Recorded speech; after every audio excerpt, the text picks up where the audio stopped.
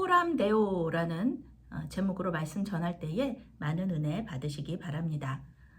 오늘의 핵심 주제는 하나님과 동행하는 것이 가장 형통한 삶이다. 하나님과 동행하는 것이 가장 형통한 삶이다 입니다. 우리가 살다 보면은 억울한 일을 당할 때가 있습니다. 하지도 않은 말과 행동으로 비난을 받을 때, 직장에서 어려움을 당하고 때로는 생명의 위협을 받을 때 우리는 무척 억울해집니다. 무슨 잘못을 해서 어려움을 겪는다 그러면은 이해라도 하겠는데 아무 잘못도 없이 어려움을 겪으면은 억울하죠. 억울할 수밖에 없습니다. 이런 일을 허락하신 하나님에 대한 원망이 생기는 것이에요. 그러면서 믿음이 흔들립니다. 저에게도 이런 경험이 있습니다. 충성되게 섬기던 교회에서 사임을 하고 산티아고 길을 걸었던 적이 있거든요. 그때 제가 하나님께 계속 물었어요. 질문했습니다. 하나님, 제가 무슨 잘못을 해서 이런 일을 겪습니까? 저는 하나님과 교회를 충성되게 섬겼던 것 뿐인데 왜 이런 어려움을 주십니까? 그러면서 억울함을 토로하던 저에게 하나님은 계속해서 침묵하시면서 그저 산티아고 길을 걷게 하셨습니다. 산티아고 길에는 예수님을 믿는다는 이유만으로 순교를 당한 많은 사람들의 이야기가 그림과 유적으로 남아 있었습니다. 아무 잘못도 없고 그저 예수님을 믿는다는 이유로 죽임을 당한 순교자들, 그들이 얼마나 억울했을까 생각을 해보게 됩니다. 그런데 만약에 그것이 억울했다면은 그 사람들은 주님을 부인하고 순교를 당하지 않았을 것입니다. 기독교 역사 속에서 순교 당한 사람도 많지만요. 예수님을 부인하고 순교 당하지 않고 살아남은 사람들도 많습니다. 그것은 신학적으로 지금까지도 문제가 될 정도로 많은 사람들이 순교 당하지 않으려고 예수님을 순간적으로 거짓으로 이렇게 부인했던 사람들도 많았습니다. 그런데 그럼에도 불구하고 그들은 왜 억울하게 죽임을 당했을까? 예수님의 십자가 죽음에서 그 해답을 찾을 수 있습니다. 인류 구원을 위해서 아무 잘못도 없이 십자가에서 죽으신 주님은 부활의 소망을 가지고 죽으셨고요. 그리고 첫 번째 부활의 열매가 되셨습니다. 산티아고 길에서 만났던 그 많은 순교자들 역시 부활의 소망을 가지고 있었고요. 주님에 대한 믿음을 굳게 지키다가 죽임을 당한 것입니다. 우리가 끝까지 믿음을 지킨다면 천국에서 이 모든 우리의 선배 순교자들을 모두 만날 수 있을 줄로 믿습니다. 성경의 인물들 중에도 억울한 일을 당한 사람들이 꽤 있어요. 그런데 오늘 말씀에 나오는 요셉, 정말 만만치 않게 억울한 일을 당한 사람이죠. 하나님은 요셉의 꿈을 이루시기 위한 과정으로 이 어려움들을 허락하시지만 막상 요셉이 이 억울한 일을 당했을 때 하나님을 원망할 수도 있는 상황이에요. 그런데 놀랍게도 오늘 말씀 속에서 요셉은 하나님을 원망하지 않아요. 그런 말이 말씀 속에 나오지 않습니다. 형제들에게 죽음의 위협을 당했을 때도, 종으로 팔렸을 때도, 그리고 이 억울한 일을 이 보디발의 아내로부터 강간 미수범의 그런 죄명을 뒤집어 썼을 때에도 요셉은 하나님을 원망하지 않았다는 것입니다. 말씀에서 직접적으로 언급하지는 않지만 요셉은 꿈을 꾸게 하시고 또 그 꿈을 이루어 가시는 하나님을 믿고 있었다는 것을 알 수가 있죠. 요셉이 조상들인 아브라함과 이삭과 또 야곱의 믿음 못지않은 아름다운 믿음을 가진 사람이었다는 것을 우리는 알 수가 있습니다. 하나님은 형제들과 부모들보다 더 높은 사람이 되게 하실 것을 꿈으로 보여주셨잖아요. 그리고 그 꿈을 이루시기 위해서 역사하십니다. 오늘 성경은 하나님이 요셉과 동행하시고 형통하게 하셨다는 단어로 하나님의 역사를 설명하고 있습니다. 하나님은 요셉을 애굽 왕의 시위대장인 보디발의 집으로 인도를 하셨어요. 요셉의 신부는 왕과 같은 족장이면서 거부였던 야곱의 아들이었습니다. 그런데 지금은 외국인 노예로 신분이 바뀌었어요. 그런데 하나님께서 그와 함께 하신다는 그 사실, 그것은 변함이 없습니다. 신분은 바뀌었지만 하나님께서 그와 함께 하신다, 그와 동행하신다는 것은 변함이 없어요. 그 임재가 항상 이 요셉과 함께 있었는데요. 그것을 요셉이 어떻게 알 수 있었을까? 하나님은 아브라함에게 약속하신 은혜를 요셉에게도 베풀어 주신 거예요. 요셉을 통해서 많은 사람들이 복을 받는다는 것. 그래서 요셉은 보디발의 집에서 축복의 통로로 쓰임을 받습니다. 하나님은 요셉을 애굽을 구원하시기 위한 그런 도구로 사용하시려는 비전을 가지고 계세요. 애굽만이 아니라 이스라엘 전체를 구원하시려는 그런 비전 가지고 계시잖아요. 그렇게 하기 위해서 하나님은 요셉을 계속 훈련시키시는 거예요. 단순히 이스라엘의 야곱의 집의 부잣집 도련님이 아니라 그 야곱의 집만을 다스리는 사람이 아니라 이 애굽 전체를 다스리는 총리로서 키우시려고 하시는 거잖아요. 그렇게 하기 위해서 하나님은 요셉 계속 훈련시키시는데 마치 다윗이 이스라엘 전체의 왕이 되기 위하여서 그 등극하기 전에 먼저 목동으로부터 시작하잖아요. 목동으로부터 시작해서 양 한 마리 한 마리를 귀중히 여기면서 돌보는 경험을 하게 하신 거죠. 그런 것처럼 요셉도 제국의 높은 신하의 가정에서 총무로 일하면서 실무를 배우게 하시는 거예요. 이 보디발의 집에 집안을 가정 총무가 된다는 것은 이 야곱의 집에 가정 총무가 되는 것보다 훨씬 더 큰 규모죠. 물론 야곱의 집도 이스라엘 땅에서는 거부면서 족장으로 배울 것이 많았을 거예요. 그렇지만 애굽 제국 전체와 비교하면 그것은 아무것도 아니죠. 우리 교회가 위치하고 있는 강북구의 최고 책임자, 강북구청장이죠. 그분과 또 우리나라 전체의 최고 책임자인 대통령의 업무 내용과 권한은 아주 큰 차이가 있을 수밖에 없다. 요셉은 보디발의 집에서 가정 총무까지 승진을 하게 됩니다. 이 고대 근동에서 보통 외국인 노예가요, 집안에서 일하지 않아요. 농사 짓는데 동원되거나 집 밖에서 일하죠. 그런데 요셉은 집 안에서 가정 총무의 일을 하게 된 것입니다. 이거 하나님의 기적이고 역사죠. 가정 총무는 한 집안에서 일하는 사람들 중에 가장 높은 사람이에요. 노예가 이런 일을 하게 된 거예요. 이 얼마나 능력 있는 사람이었는지 알 수 있어요. 단순히 가정의 청지기만 하는 게 아니고요. 이 관리 업무만 하는 게 아니고요. 이 요셉은 보디발의 개인 보좌관의 역할도 했습니다. 보디발이 얼마나 요셉을 신뢰했는지 알 수 있는 거예요. 성경은 보디발이 요셉이라는 외국인 노예를 이렇게까지 신뢰한 이유를 이렇게 말해요. 여호와께서 그와 함께 하심을 보며 또 여호와께서 그의 범사에 형통하게 하심을 보았더라. 이렇게 말하고 있습니다. 이런 행동들이 사실 전도의 어떤 방법 중에 하나죠. 하나님의 그리스도의 향기를 바라는 그런 사람이죠. 사도 바울이 말한 그리스도의 향기가 요셉에게 있었다라는 것을 알 수가 있습니다. 보디발은 요셉이 손대는 것마다 모두 형통했다. 이것을 알게 된 거예요. 그래서 손대는 것마다 다 형통하니까 자기의 모든 소유를 요셉에게 맡겼습니다. 자기 먹을 것만 빼고서는 다 요셉에게 맡기는데요. 형통함이라는 단어가 원래 이 창세기 속에서는 형통함이라는 단어가 하나님이 하신다는 것과 깊은 관계를 가지고 있잖아요. 원어적으로 하나님께서 성공하게 하셨다라는 그런 의미를 가지고 있습니다. 또한 소유라는 단어는요, 존재 자체라는 뜻을 가지고 있어요.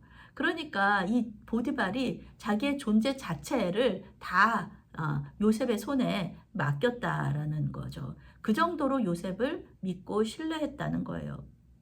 이러한 요셉에 대한 보디발의 신뢰는 하나님께 은혜와 복을 받는 것으로 보답을 받습니다. 이 보디발이 다 잘 돼요. 다.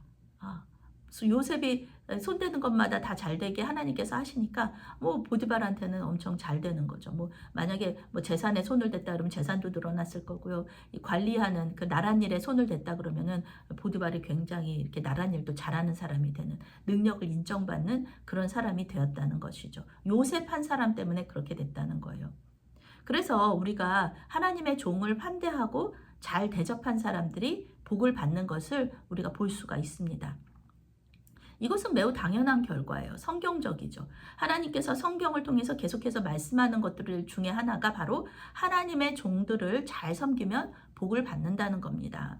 물론 여기서 하나님의 종은요, 단순히 목사님, 전도사님을 말하는 게 아니고요. 하나님의 종으로 하나님께 충성하는 모든 사람들이 평신도나 집사님, 권사님이나 뭐 장로님이나 또 목사님, 뭐 전도사님이나 할 것 없이 모든 사람이 하나님의 종이고 그들을 잘 대접할 때 우리는 복을 받는다는 겁니다. 우리와 함께 예배하는 모든 사람들이 사랑하고 섬길 만한 그런 하나님의 종들이고 그분들을 잘 섬길 때 우리가 복을 받는다는 겁니다. 요셉의 아름다움은 믿음에만 국한된 것이 아니죠. 요셉은 실제로 보기에도 아름다웠습니다. 성경은 요셉의 용모가 빼어나고 아름다웠다 이렇게 말을 하고 있어요. 이 표현은요, 성경에서 요셉의 어머니 라헬과 요셉에게만 사용한 거예요. 요셉은 얼굴만 잘생긴 것이 아니라 몸도 아주 멋있었다는 것입니다. 몸도 잘생겼다. 얼굴뿐만 아니라 몸도 잘생겼다는 거예요. 그러니 요셉이 보디발의 집에서 얼마나 인기가 많았는지 상상할 수 있어요. 시기 질투하는 사람들도 많았을 거예요. 노예 출신으로 가정 총무로까지 승진한 이 젊고 잘생긴 사람. 그런데 이게 문제가 되는 거예요. 보디발의 아내가 요셉에게 반해서 계속 쫓아다니는 거죠.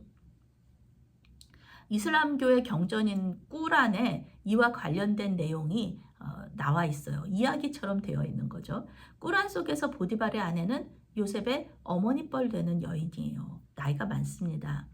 보디발의 아내가 요셉에게 반해서 쫓아다닌다는 소문을 듣고 많은 여성들이 이 보디발의 아내를 말리기 위해서 찾아와요.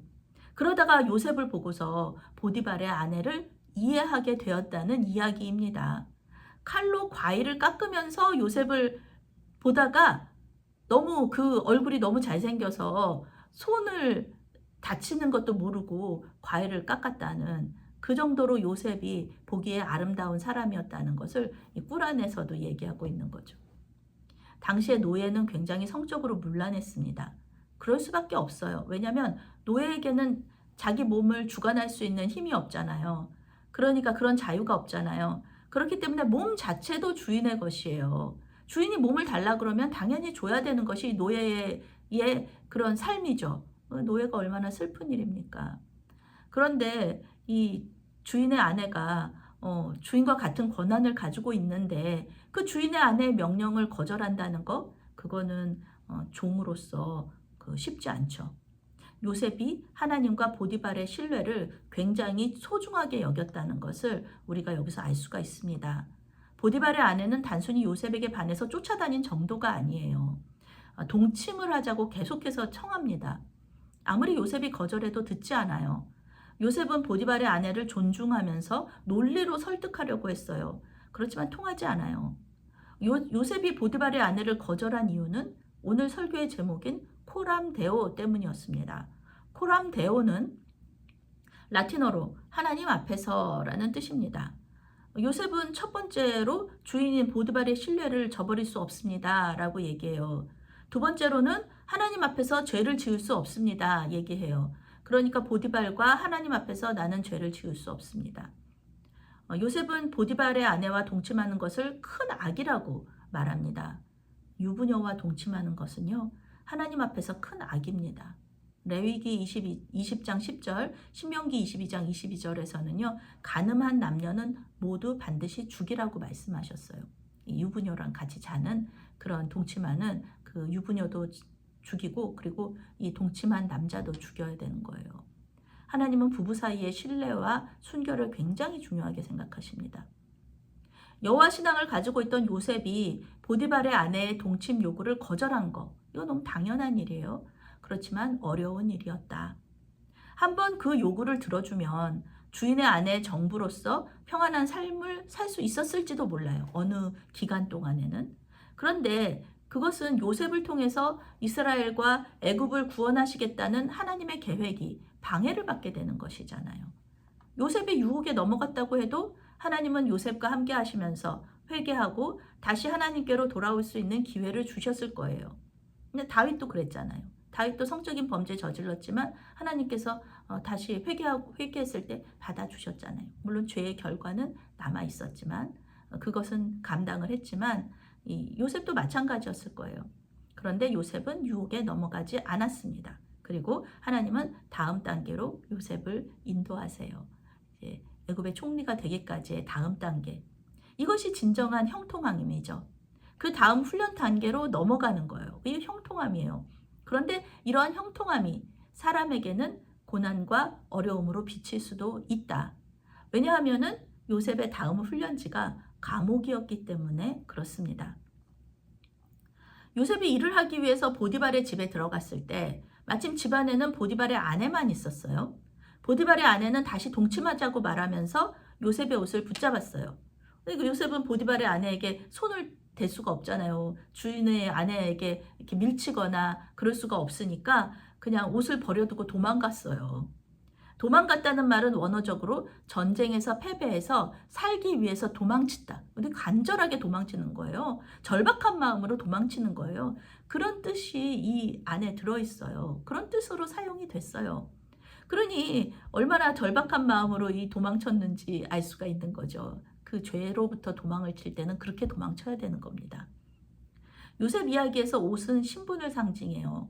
형들에게 옷을 빼앗기고 요셉은 사랑받던 부잣집 도련님에서 애굽의 노예가 되었습니다. 지금 또 보디발의 아내에게 옷을 빼앗기죠. 그때 요셉은 신뢰받는 가정 총무에서 강간 미수범이 되었어요. 보디발의 아내는 자신의 요청을 받아주지 않는 요셉에 대한 분노, 그것을 이 분노를 요셉을 고발하는 것으로 드러내요. 그래서 요셉을 강간 미수범으로 사람들에게 그리고 자기 남편에게 고발합니다. 특히 남편을 원망하는 거예요. 당신이 요셉을 종으로 사와가지고 이런 일이 생겼지 않느냐. 당신이 요셉을 이 히브리 종을 노예로 사오지 않았다면 아무 문제 없었을 텐데 우리 가정에 문제 아무것도 없을 텐데 당신이 요셉을 사와가지고 이런 문제를 일으켰다면서 정말 적반하장이죠. 그 여인의 보디발의 아내가 잘못이잖아요. 자기가 잘못해놓고 그걸 남편에게 뒤집어 씌우는 거죠. 다른 사람의 핑계를 대면서 자기의 잘못을 숨기는 일은 우리가 자주 겪는 일이고요. 때로는 또 우리 자신이 행하는 일이기도 합니다. 성경은 그래서 보디발의 아내가 이렇게 고발했을 때 그 보디발이 분노했다 이렇게 말하는데요. 재밌는 것은요. 누구한테 분노했다는 말이 없어요. 보디발이 자기 아내에게 분노했는지 또 요셉에게 분노했는지 그것에 대해서 정확하게 얘기하지 않는 거예요. 보디발은 애굽의 시위대장이에요. 그 친위대, 애굽 왕을 지키는 그 사람들 중에서 경호대의 대장이에요. 제일 높은 사람이죠. 그러니까 많은 정보들을 가지고 있었을 거예요. 아내와 요셉의 관계도 몰랐을 리가 없다. 요셉이 만약 보디발의 아내와 동침을 했거나 강제로 동침을 하려고 했다면 정말 강간 미수를 하려고 했다면 요셉은 당연히 사형을 당해야 돼요. 종이 감히 주인의 아내를 그렇게 한다 그러면은 사형이에요. 그 자리에서 직결 사형을 해도 할 말이 없는 거예요. 그런데 보디발은 요셉을 죽이지 않고 자기 집에 있는 왕의 감옥으로 보냈어요. 이것은 우리가 이해할 수 없는 것이죠. 애굽에서의 하나님의 두 번째 훈련이 이 감옥에서 시작되어요. 그런데 노예의 신분이었던 이 사람을 이 요셉을 보디발이 죽이지 않았다는 게 우리는 알 수 있는 거죠. 보디발이 아내의 말을 믿지 않았고 그리고 그렇다고 요셉을 계속 가정 총무로 둘 수는 없으니까 그 두 사람을 띄어놔야 되잖아요. 그런데 아내를 쫓아낼 수는 없으니까 이 요셉을 감옥으로 보냈다라는 것이죠. 노예의 신분이었지만 보디발의 가정 총무가 되었던 것처럼 이제 요셉은 죄인의 신분이었지만 왕의 감옥의 총무가 됩니다. 보디발의 집에서 일을 잘했던 요셉은 왕의 감옥에서도 일을 잘해요. 그러니까 간수장은 모든 업무를 요셉에게 맡기고 어떤 일에도 간섭하지 않았다는 겁니다. 또 여기서 이제 간수장 잘 되는 거죠. 보디발이 잘 되었던 것처럼 간수장도 잘 되는 겁니다. 한 가정의 총무에서 한 나라의 감옥의 관리인이 된 거예요. 교도소장 굉장히 높은 사람입니다. 신분은 여전히 낮아요. 그런데 하는 일에서는 엄청난 승진을 하게 돼요. 말 그대로 승승장구하는 거예요. 성경은 이 모든 것이 하나님의 은혜였다고 말하고 있습니다. 그리스도인의 영적 성장에서 중요한 영성 훈련 중에 하나가요, 영성 지도입니다. 저희가 그 속회를 하거나 오후 예배 때 이제 영성 지도가 들어가는데, 영성 지도는 그리스도인들이 하나님과 친밀한 교제 가운데 성장할 수 있도록 정기적으로 만나서 대화를 나누는 영성 훈련입니다. 우리 교회에서도 매달 묵상 기도회와 영성 지도를 같이 하고 있죠. 영성 지도를 할 때 중요한 문장 중에 하나가 무엇이냐면은, 그때 하나님은 어디에 계셨을까요? 라는 질문입니다. 영성 지도자가 피지도자에게 이 질문을 할 때, 피지도자는 그 상황, 보통 어려운 상황에서, 힘든 상황에서 이 질문을 하게 돼요. 하나님 없다고 얘기하는 사람들에게, 하나님 나를 떠난 것 같다고 얘기하는 사람들에게 이 질문을 합니다. 그러면 피지도자는 그가 말했던 상황 속에서 역사하신 그 하나님을 만나게 되는 거예요. 분명히 계시거든요. 분명히 계세요. 어떤 상황에서든지 그 상황 속에서 하나님 계시거든요. 그것이 임마누엘의 은혜잖아요. 우리 예수님께서 임마누엘 하시겠다고 분명히 약속하셨잖아요. 우리와 함께 하시겠다는 뜻이죠. 우리와 동행하시겠다는 뜻이죠. 어려운 상황 속에서 혼자 있는 것처럼 느껴졌을 때도 하나님은 함께 계셨고, 기쁘고 행복한 시간들 속에서도 하나님은 함께 계셨습니다. 피지도자들은 그 상황 속에서 함께 하시면서 역사하셨던 하나님께 감사와 기쁨으로 영광 돌리고 참된 평화와 위로를 경험하는 것입니다. 저는 지금 미국 오하이오주 델라웨어에 있는 MTSO 감리교 신학대학교 기숙사에 있습니다. 이 방 하나에 원룸처럼 되어 있는 건데요. 아주 편안하고 좋습니다. 그런데 여기까지 오는 길이 쉽지 않았습니다. 우리 권사님은 아시죠? 혼자서 비행기를 2번이나 갈아타야 됐고요. 짐도 어떻게 실어줘야 되는지 그것도 문제가 있었고, 또 비행기 표에도, 티켓에도 문제가 있어서 여기 휴스턴, LA와 휴스턴에서 갈아탔는데 여기서 제가 비행기를 잘 탈 수 있을지 없을지 그것도 정확하지 않은 그런 상황이었습니다. 오는 길이 사실은 힘들었어요. 그래서 LA까지 오는 그 비행기 안에서 그 생각들을 하니까, 비행기 못 타면 어떡하지, 이미그레이션 인터뷰 통과 못 하면 어떡하지, 막 이런 고민들을 하면서 내가 왜 무슨 영화를 보겠다고 이 고생을 하고 있나, 집에 가고 싶다, 그런 생각을 한 것도 사실입니다. 요셉의 고난에는 비교할 수 없지만 지금까지 당연하게 여겨졌던 거, 그것이 당연하지 않았다는 것을 깨달았던 거예요. 제가 비행기 여행을 좀 하면서 이런 일이 한 번도 없었거든요. 그런데 이런 일들이 되게 당연한 것이 아니었구나, 지금까지 하나님의 은혜였구나라는 것을 알 수 있었습니다. 그럼에도 불구하고 감사했던 것은요, 20시간이 넘게 걸린 그 여정 가운데 주님께서 함께 해주셨다는 거예요.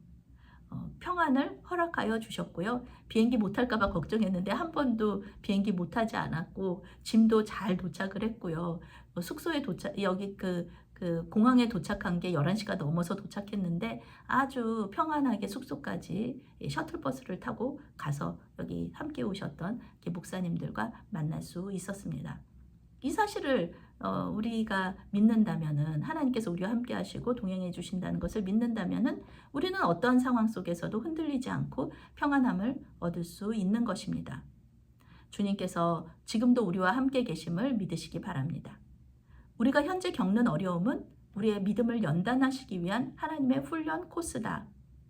형통함은 지금 우리의 상황이 잘 되고 성공적이고 이런 것이 형통함이 아니라 다음 훈련 코스로 순적하게 넘어가는 것, 이것이 형통함이라는 사실을 깨닫고요. 훈련 대장 되시는 주님의 인도하심을 따라서 충성과 순종으로 나아가시는 저와 여러분이 되시기를 바라겠습니다. 아멘. 사랑의 하나님, 우리를 통해 하나님의 큰일을 이루어 주심에 감사와 찬양을 올려드립니다. 지금은 힘들어도 주님께서 큰일을 맡기시려는 훈련이라고 생각하고 순종하게 하여 주시옵소서.